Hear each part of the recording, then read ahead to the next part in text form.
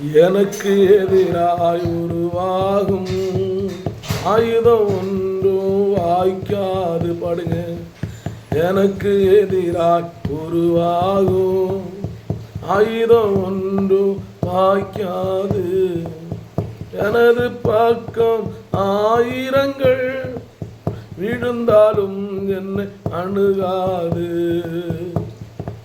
எனது பக்கம் ஆயிரங்கள் விழுந்தாலும் என்னை அணுகாது. கர்த்தர் என் தஞ்சமே, இனி பயமே எனக்கில்லையே. என் கர்த்தர் என் தஞ்சமே, இனி பயமே எனக்கில்லையே. நீங்களும் பயப்படாதீங்க.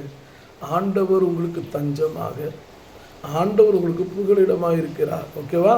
ஆண்டவரை நம்புங்க.